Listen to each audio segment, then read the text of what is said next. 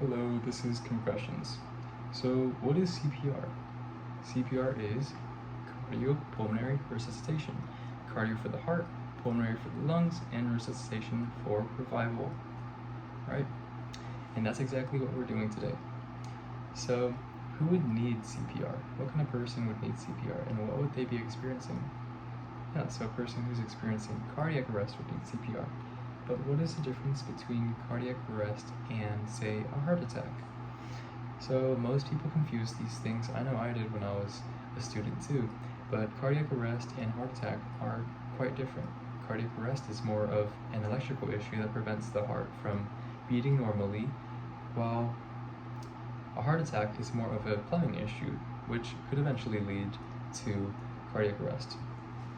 And for a patient that would need CPR, what would we be seeing in them? What are some telling signs that we need to deliver CPR?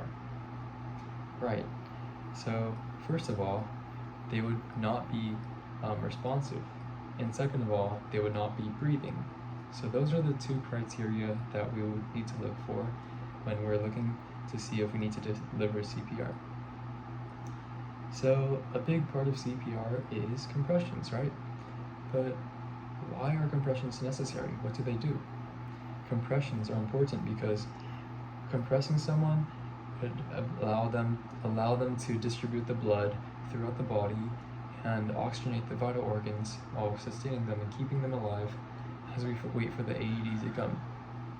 So again, the AED is an important part to saving a patient, especially an adult patient in which they typically require CPR due to a cardiac issue,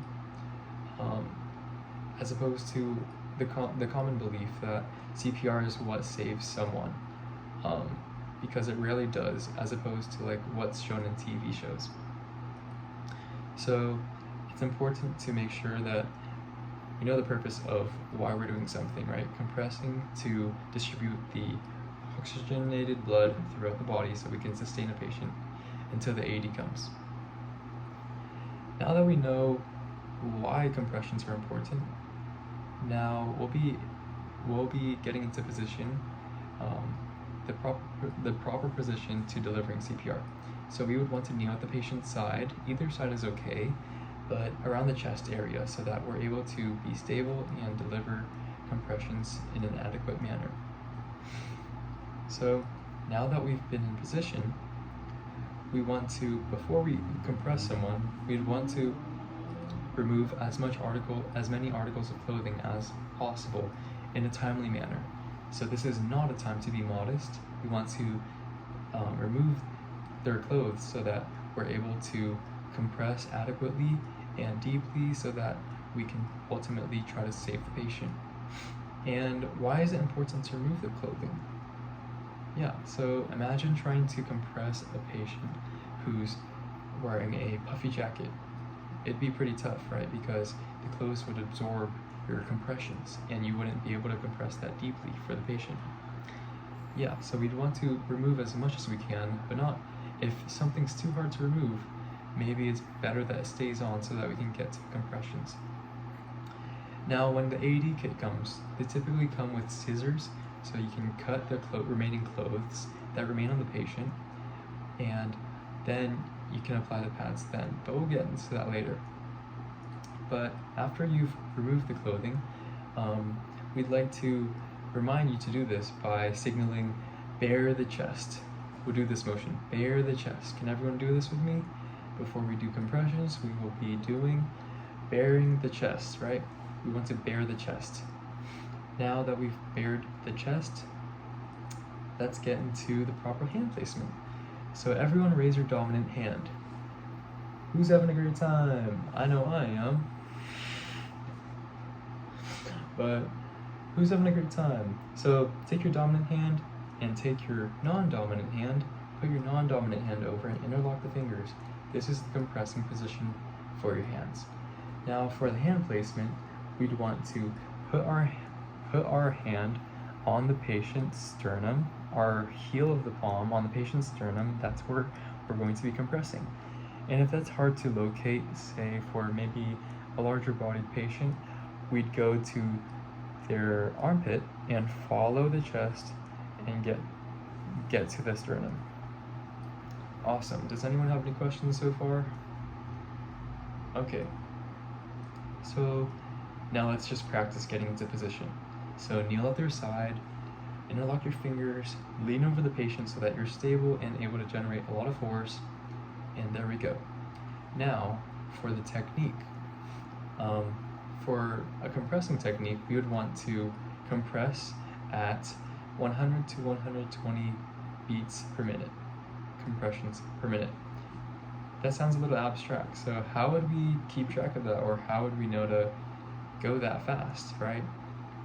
So one really easy trick is to keep in mind the song Staying Alive by the Bee Gees, which is in that range, and you would be compressing at that speed. And as for the depth, for an adult patient, you typically want to compress about 2 to 2.4 inches deep. So with that in mind, the compression ratio would be 30 to 2, 30 compressions to 2 breaths. And yeah, does anyone have any questions so far? If not, then we can get into more techniques. So further, for compressions, when you're performing compressions, you'd want to count out loud. Why would you want to count out loud? What's the point of that? Wouldn't it exhaust you more? It's actually important because, for one, counting out loud helps other people locate you, especially emergency services. Help people locate you so that they can help you faster. Second of all, counting out loud reminds you which compression you're on so that you won't lose track because the ratio is 30 to 2, right? Third of all, this might seem a little silly, but when we're in stressful situations, a lot of people forget how to breathe. So counting out loud makes sure that we're breathing, because to talk, you'd have to breathe. Awesome. Now, common questions that I usually get are, what happens if I hear crackling? What happens if I hear crackling when I'm doing compressions?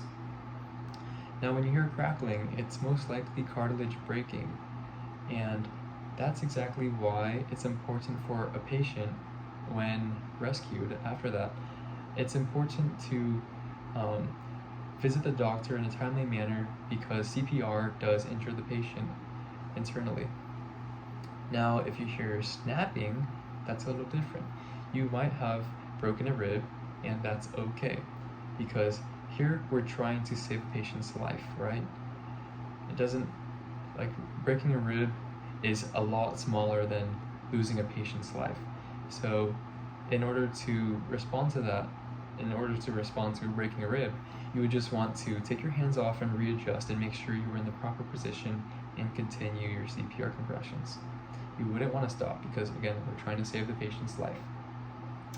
Now, other people also ask, does this hurt the patient? Well, if they're unconscious and you've checked for their consciousness and breathing, if they're unconscious, they wouldn't be feeling pain, so it's alright. They might be feeling pain afterwards if you've rescued them, but in the moment they won't be feeling any pain, and it's necessary that you compress, you perform the compressions so they can ultimately be saved. But yeah, also, if they have any DNR, tattoos, or jewelry, by the Good Samaritan law, it'll be it won't affect you or be held against you, because it's not official in outside of a medical setting without any healthcare professionals.